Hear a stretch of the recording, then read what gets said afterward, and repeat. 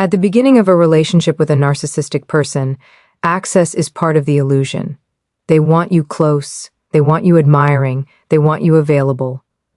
Their phone might be lying face up on the table, notifications buzzing, passwords shared casually because transparency at that stage serves a purpose.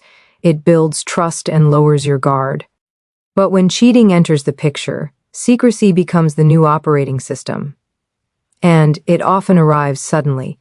You start noticing small shifts that feel insignificant on their own, but deeply unsettling when they accumulate.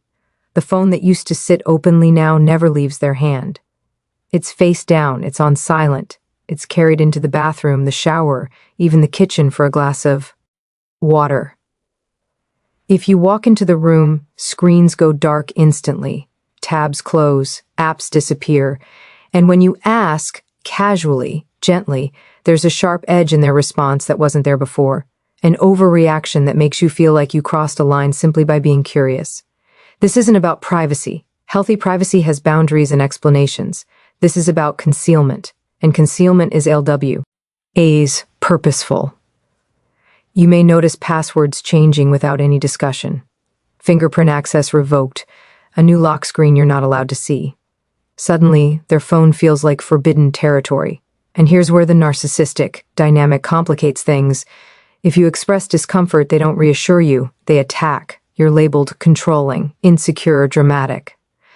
The focus shifts away, from their secrecy and straight onto your emotional response, leaving you confused and apologizing for instincts that were trying to protect you. And that confusion is not accidental.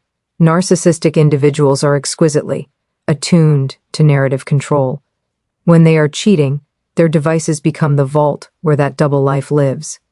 Messages, photos, voice notes, secret accounts.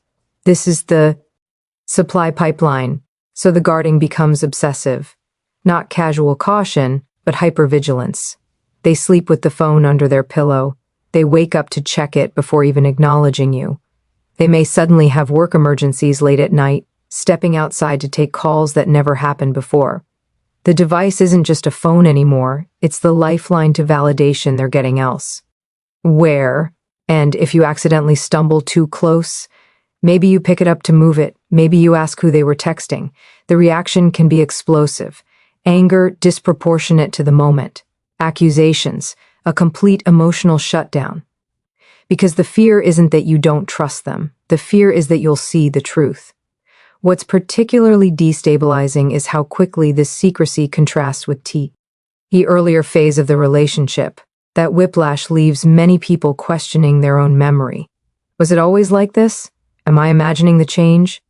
That self-doubt is fertile ground for gaslighting. They'll insist they've always been private, that you're remembering things wrong, that your anxiety is the real problem here, and over time you may start monitoring yourself instead of their behavior. Another common feature is the creation of digital distance.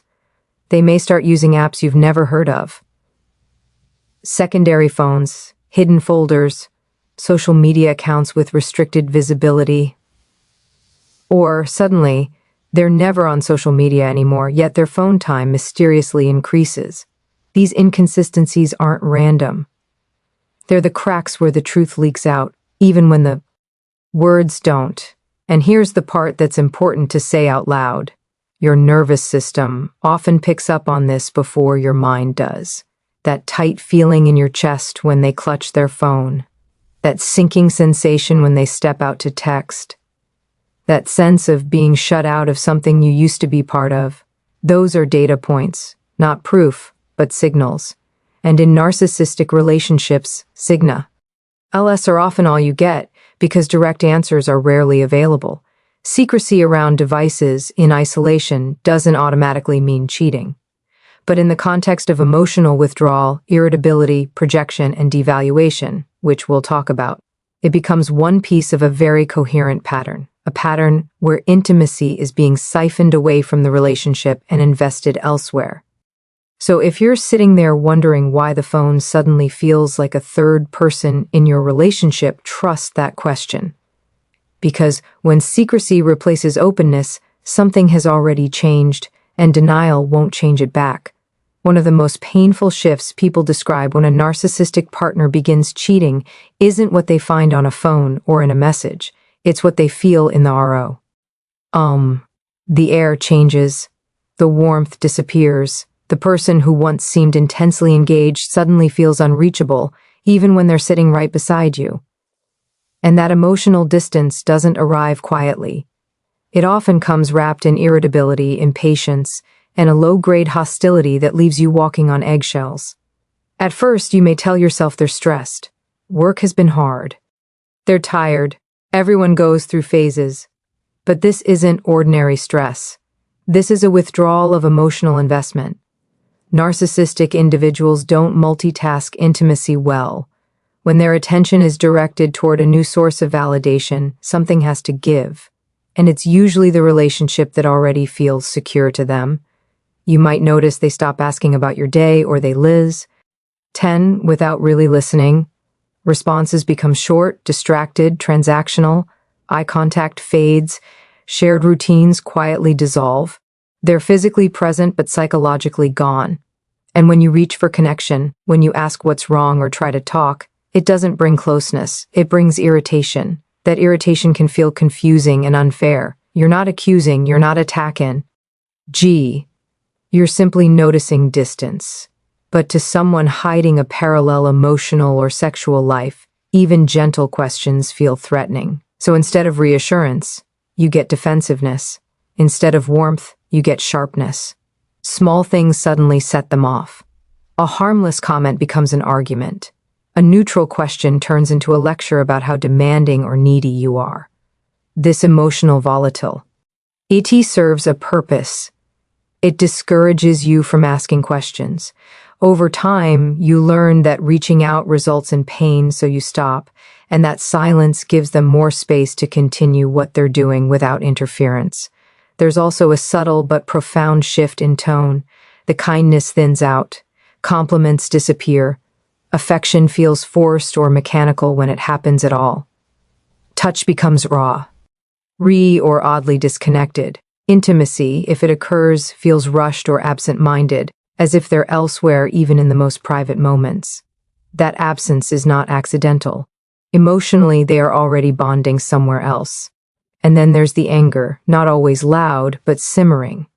A chronic irritation that sits just below the surface. You may feel like you're constantly in the wrong, even when you can't name what you did. This happens because the narcissistic person is experiencing internal tension between the image they want to maintain and the behavior they're hiding. Rather than process that tension internally, they offload it onto you. So you become the problem. You're too sensitive, too demanding, too negative, too boring. The relationship becomes framed as a burden rather than a bond. And that framing helps them justify their behavior to themselves. If you're the reason they're unhappy, then seeking attention elsewhere feels not only permissible but deserved.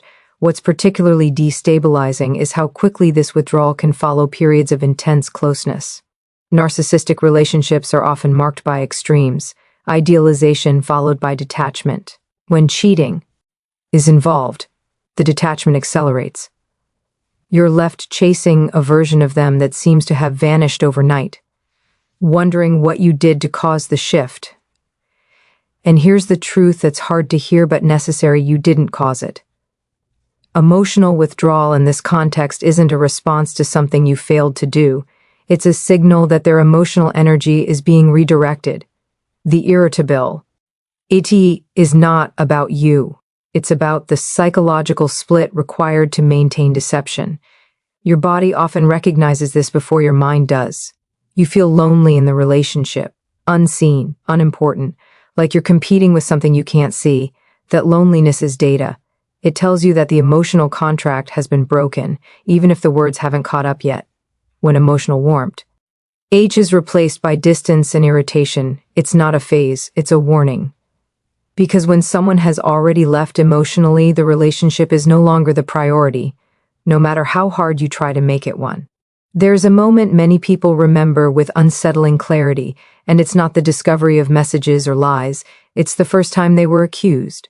Out of nowhere, you're asked who you're texting, why you're late, whether you're hiding something. The tone isn't curious, it's suspicious. and you're stunned because you haven't done anything wrong. This is where projection enters the picture, and it's one of the most psychologically disorienting tactics in narcissistic infidelity. Projection is the process of disowning one's own behavior and assigning it to someone else.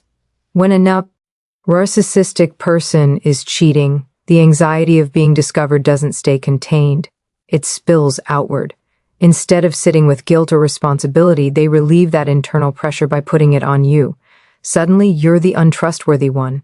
You're the one under scrutiny, and the sheer confidence with which they accuse you can make you question your own reality. These accusations often arrive without evidence, logic, or context. A casual delay becomes suspicious. A change in routine becomes proof of betrayal. Innocent interactions are reframed as threats. And when you defend yourself, it doesn't settle anything, it escalates. Because the goal isn't truth, the goal is deflection. What's particularly damaging is how these accusations destabilize your sense of self. You may start explaining things that don't need explaining, justifying behavior that was never wrong, offering transparency in hopes of reassurance.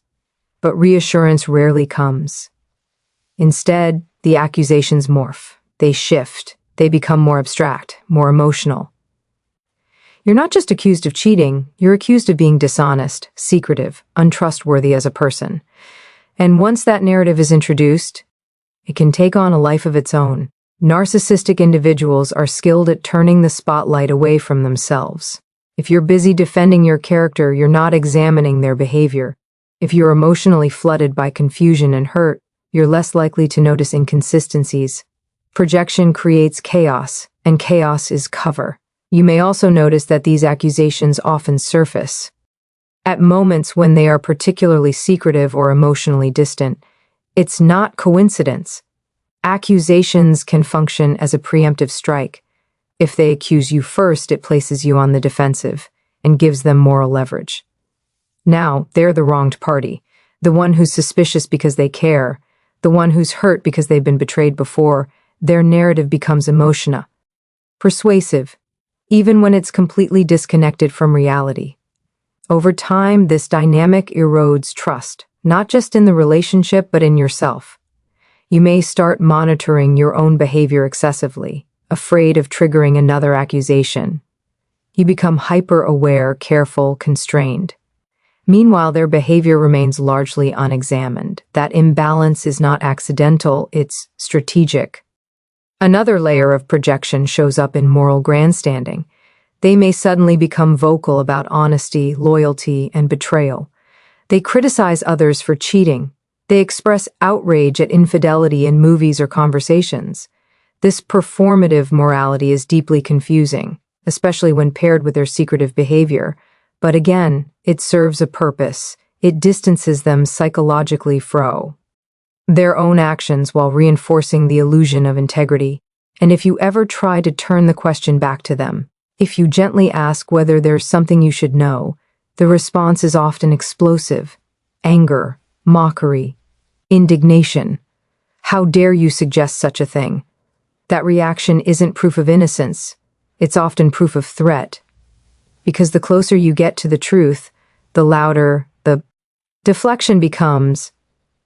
What makes projection so effective is that it feels personal. It attacks your values, your character, your sense of being a good partner. And most people respond by trying harder, being more transparent, more accommodating, more reassuring. But none of that addresses the root issue. Because projection isn't about you, it's about them trying to outrun their own reflection. You find yourself being accused of the very behaviors that don't align with who you are. Pause. Step back. Look at the pattern, not the volume. Because when someone is pointing the finger relentlessly, it's often because they don't want you looking at what their other hand is doing. And here's the line to hold on to. When accusations replace accountability, the truth is already being hidden. No.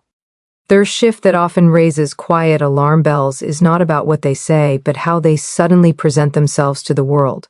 The change can be subtle at first, even easy to dismiss. A new haircut, different clothes, a renewed interest in the gym, more time in front of the mirror. On its own, none of this is a crime. People are allowed to evolve. But in narcissistic cheating, these changes rarely exist in isolation. They arrive alongside secrecy, emotional distance, and a growing sense that you are no longer the intended audience. Narcissistic individuals are deeply invested in image. How they are perceived is not a side concern, it is central to their identity. When they are pursuing a new source of admiration, that image management ramps up dramatically. You may notice they are preoccupied with looking youthful, desirable, impressive. Not for you, not for the relationship, but for an external gaze that seems increasingly important. What makes this painful is the contrast. You may have spent months or years encouraging them to take care of themselves, to feel confident, to invest in their well-being. Perhaps your encouragement was brushed off or ignored. And now, seemingly overnight they're doing all of it, but without you. That disconnect can feel deeply personal, even humiliating. Often, the effort is paired with withdrawal at home. They dress up for work events but barely acknowledge you. They post polished photos online but are emotionally unavailable in private. Compliments flow outward to the world while criticism flows inward toward you. This split eye, not accidental. The narcissistic person is curating a public-facing version of themselves that is energized, attractive, and admirable, while the private relationship becomes the place where tension and indifference are discharged. Social media frequently plays a role here. Increased posting, more selfies, more engagement with comments and likes, new followers you've never heard of, or the eyesight. Suddenly they claim they don't really use social media anymore, yet their phone is constantly active. Either way, the platform becomes a stage, validation becomes currency, and the relationship often becomes irrelevant to that performance. You may also notice they become more sensitive to criticism about their appearance or behavior, but less responsive to your emotional needs. They may for compliments while dismissing yours, or they may react defensively if you comment on the changes, framing your observation as jealousy or insecurity. Once again, the focus shifts away from their behavior and onto your reaction. Another tell is how selectively this new energy is deployed. They have enthusiasm for new people, new environments, new opportunities, but little patience for the relationship that has supported them. Conversations with you feel flat, but they light up around others. That contrast can be devastating because it communicates without words that their emotional investment has moved. And here's the critical psychological piece. Narcissistic cheating is not just about sex or romance. It's about supply, admiration, attention, novelty, the sudden effort in appearing. Is a signal that they are courting that supply. They are polishing the version of themselves they want someone else to see. And when that effort is not mirrored in the relationship, it tells you exactly where their priorities lie.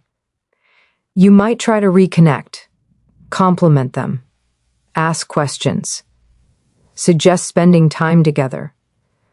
But often the response is dismissive or distracted. They're already also here mentally.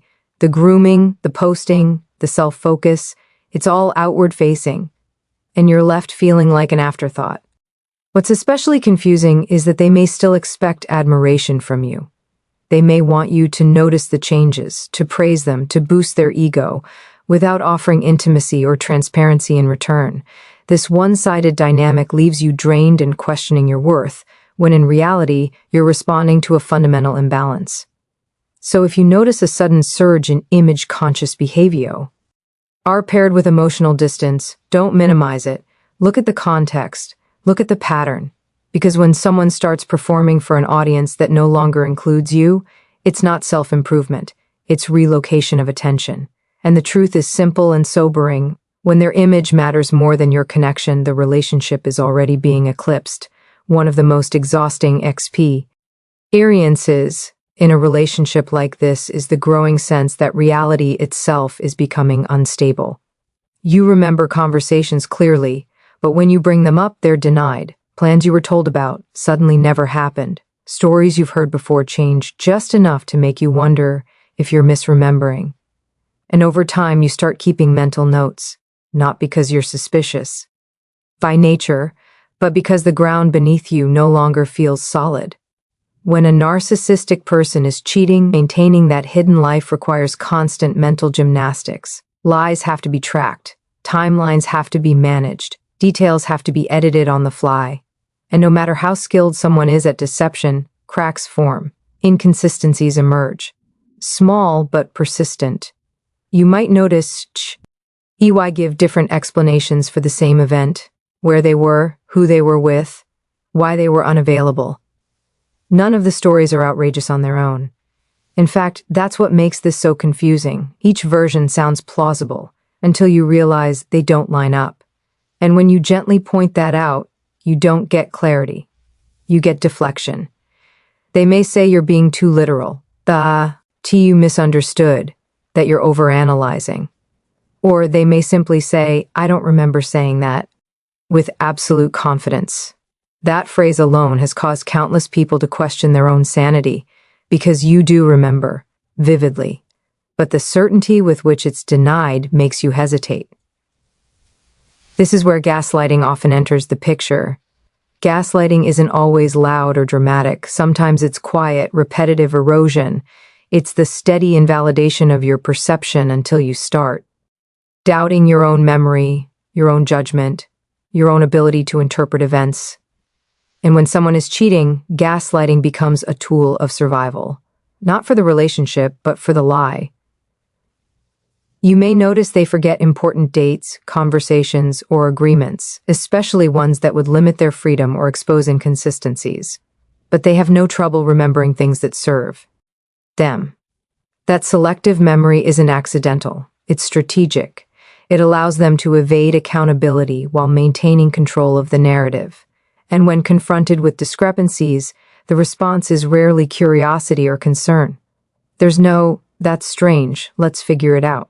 Instead, there's irritation, dismissal, sometimes even mockery, as if your need for clarity is itself unreasonable.